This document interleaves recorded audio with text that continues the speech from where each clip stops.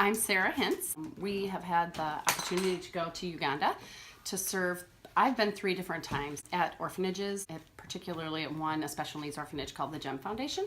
Yeah, and we just go because an amazing opportunity, life-changing, and a blessing to just help and serve there. So. And my name's Lewis Hintz, and I've been to Uganda 4 times. And the reason I have gone over the years is to just serve others, and then once you start serving and you make relationships with those kids, it's hard to leave them, so you just keep going back and to continue to make those relationships with the kids. So we worked with a special needs orphanage called the GEM Foundation, which is located in Kampala, Uganda, which is the capital of Uganda. It's a GEM Foundation, so the founder calls her special needs kids the gems of Uganda because they're the ones who've been forgotten and they're precious.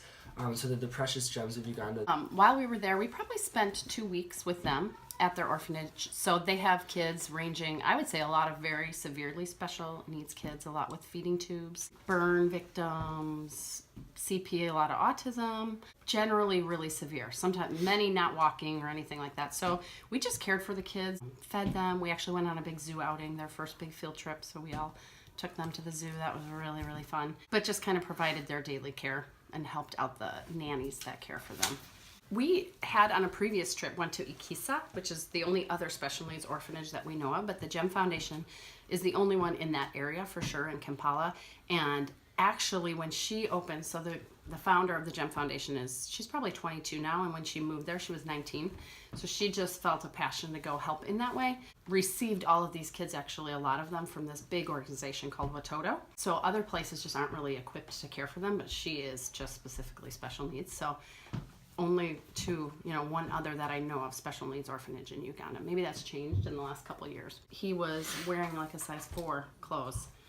So thin. A 12-year-old wearing size 4. I mean, had open wounds, and like he was just stuck in a fetal position because he had sat on a soiled mattress in the corner of a room like for who knows how long. So now after we see pictures of him and things, and he's just like, he can sit up in a wheelchair, like his transformation is phenomenal. His face is round and full, and he's healthy. Still has severe disabilities. And I think the other thing that I noticed too, and I didn't realize this ahead of time, kids when they're starved or malnourished, like, their brains can't develop. So like some of these kids may have developed normally if they had been cared for and fed. I mean, some of them for sure were probably born with special needs, but some probably weren't, and just now are because they have not had enough food or anything like that.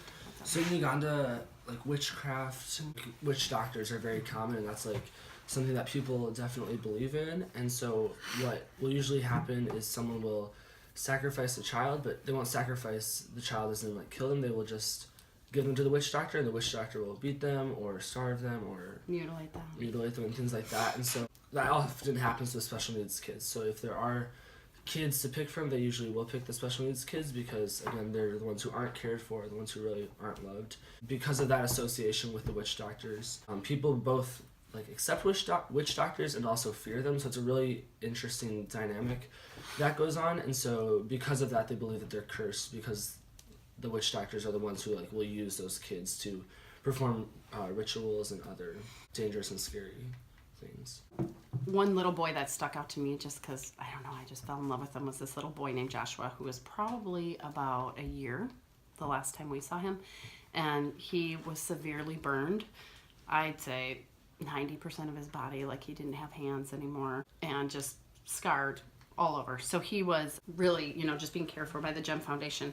Hopeful to get him, he had already had a couple surgeries, but hopefully get him a lot more surgeries to be able to just better be able to function as he grows. But we've seen videos of him walking and just able to do a lot with his arms, even though he doesn't have hands to work with. But just I'd say that was probably the hardest to see, just because he was but had such a hearty laugh and like just so precious, you couldn't help but fall in love with him. So I think the saddest ones are the kids that come in so malnourished. Like when you see them like that, I honestly thought, how are these kids gonna even survive? And Emma, the founder of GEM Foundation, has had 6 of her special needs kids pass away. I guess that's one thing too. Just the medical care. I just read today that she said she took one of her new gems to the hospital because she was sick, and the doctors, I guess, are on strike. So she got there and they said, sorry, come back another day, nobody's here. But she literally has run to clinics with, dying kids in her arms. But, they don't have medical things in place that we do here. It's like seeing them laugh and smile. Like, there's this one little boy, his name is Nehemiah, and he has Down syndrome. And so one day we decided, it was like the day before, we were going to do like a Christmas party with them. So we had brought a bunch of gifts that were donated here in the States over to Uganda, and we were going to do a Christmas party. And so to get them all ready for their Christmas party, we gave everyone a haircut.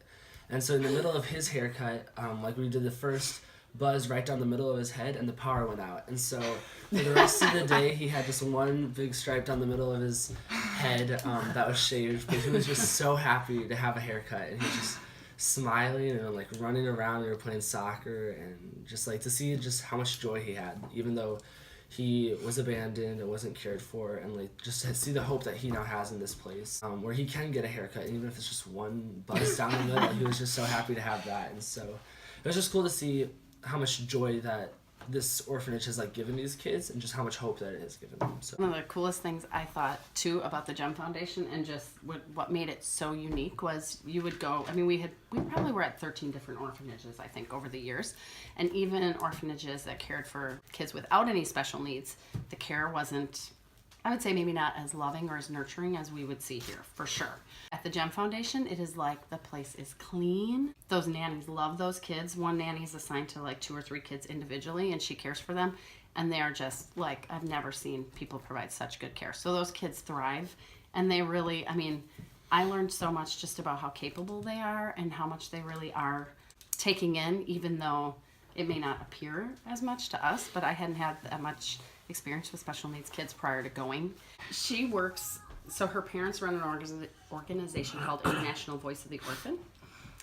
So I know they receive some funding, it's all donations though. And the kids are also, like, if you go on their website, you can sponsor a child, and then that goes towards their care for the month. But I want to say she said it costs like $700 probably to care for each kid, because they have a lot of medical, I mean, she has nurses on staff 24/7. There's a lot of people there working and caring for the kids. But she really, I've never seen a more faith-filled person. She is just like, God's going to provide for it. And so the founders of the group called International Voice of the Orphan, I randomly was following the mom's blog. And so they go like 4 times a year probably. They used to go. And they would take teams of people. Because their daughter Emma had said when she was 7, like they have her on video at her birthday party saying, I want to serve orphans in Uganda. And they were kind of like, yeah, whatever. And she kept like putting brochures on their desks and stuff. And she finally at like 13 was like, I'm going. Either you're going to come with me or I'm going to go. You know, so then they started taking trips. So we just went on one of their trips. And I want to say 2nd year, she went and moved there when she was 19. Like, wow. She moved the same week we all went over for a trip. And then it was like, once she had an orphanage, we knew her. So we were like, let's just go there, you know, and help her versus going to all these other orphanages too. Because once you're there and you're like, I mean, you love just being there, but then it's like, I mean, her passion is just like contagious. You can't help but want to, you know, be a part of what she's doing and help her because she needs help. Exactly. You know, it gives them a break, and it's just encouraging for them to have people there too. And we went to this really cool restaurant that's owned by some missionaries in Uganda. And so we went to their restaurant, and outside they have this man who has polio, and he hand paints cards of like Ugandan, like just like scenery and like villages and things like that.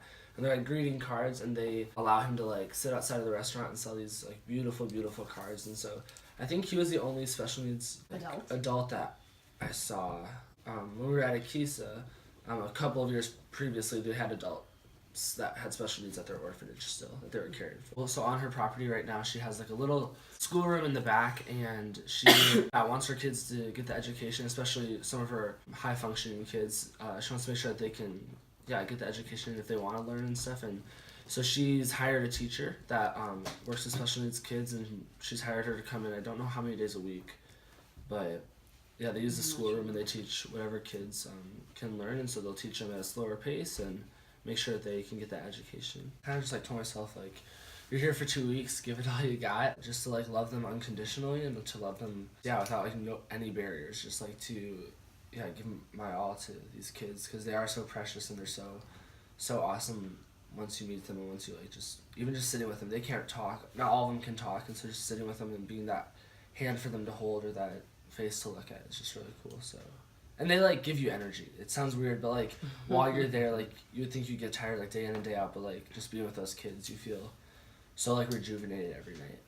I would say, I don't know, I didn't really think about I don't think we thought about taking care of ourselves really. I don't mean that in any weird way. It's like you're just, you're only there for a few weeks.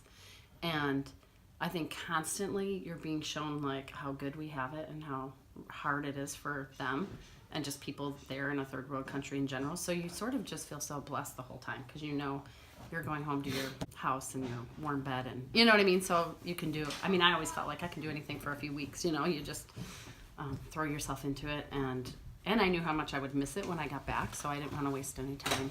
I think we knew what we were going to encounter. Like if you didn't know going into a third world country what you were going to face, Yeah. I think it would be, it is devastating. And I've had so many people say, oh, I could never do that. It would just be too sad.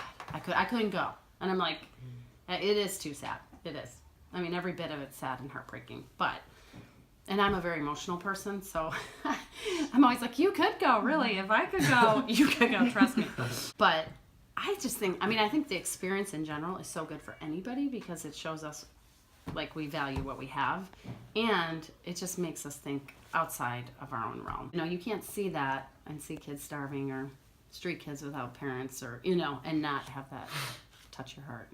It is hard to like talk about and get back acclimated into life here because everything seems so trivial. You're like, really? You're worried about what clothes you're wearing? These people are starving to death, truthfully, It's good. It just, it changes you and then you kind of learn to assimilate it into who you are here, which is good. So At first, it definitely was hard. I would tear up at every time I thought about the whole, just my experience from going to Uganda and working with the special needs kids and stuff. But after you tell the story more and more, you kind of become like a voice for them in a way because they are voiceless, some of them. And sharing their story is so important, and sharing just the way they live and things like that is just so important to make sure that they are cared for and that they are loved. So I would say at first it definitely was hard to talk about, but as the years have gone by, I've kind of realized that we are their voice in a way, and so it's been cool to kind of be that voice and share their story. Before going to Uganda, I hadn't really had any interaction with special needs kids before, but ever since that experience, with my job now, I get to work at events around the nation and stuff, and a lot of the times special needs kids are brought to these events because we have jobs that these kids can do that are super easy but are so impactful. So it's been really cool to, ever since going to Uganda, I've had now a passion for special needs kids, so I purposely will seek out those kids and go make sure that they feel welcomed and that they're enjoying themselves and having a good time at these events and making sure that they feel special.